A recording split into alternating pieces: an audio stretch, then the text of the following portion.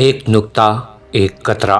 کیا آپ یقین کریں گے کہ ایک قطرے سے انسان کے بننے کا پورا عمل قرآن پاک نے 1400 سال پہلے بیان کر دیا تھا، وہ بھی اس دور میں جب انسان مٹی سے انسان بنانے کے سوا کچھ نہیں جانتا تھا۔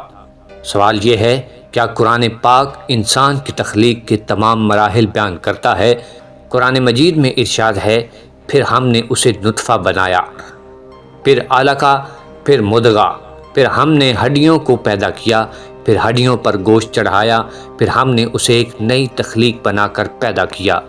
سائنس کہتی ہے کہ انسانی زندگی کا آغاز فرٹیلائز ایگ یعنی نطفے سے ہوتا ہے، پھر وہ زائگوٹ بنتا ہے جو علقہ یعنی خون جیسی حالت اختیار کرتا ہے، اس کے بعد وہ مضغہ بن جاتا ہے یعنی ایک ایسی چیز جو چبائے ہوئے گوشت کی مانند ہوتی ہے، پھر اس میں ہڈیاں بنتی ہیں اور پھر ان پر گوشت چڑھایا جاتا ہے، بالکل اسی ترتیب سے جیسے قرآن نے بیان کیا۔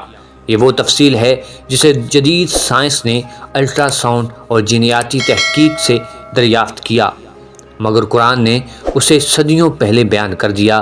کیا یہ الفاظ کسی انسان کے ہو سکتے ہیں یا صرف اس ہستی کی بات ہے جو خالق ہے؟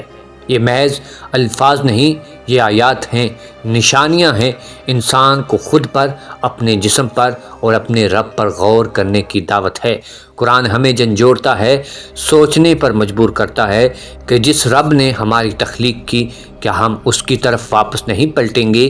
اللہ رب العزت نے ارشاد فرمایا، تو تم اپنے رب کی کون کون سی نعمتوں کو جھٹلاؤ گے؟ قرآن صرف عبادات کی کتاب نہیں، یہ زندگی، علم اور خالق کی پہچان کی کتاب ہے۔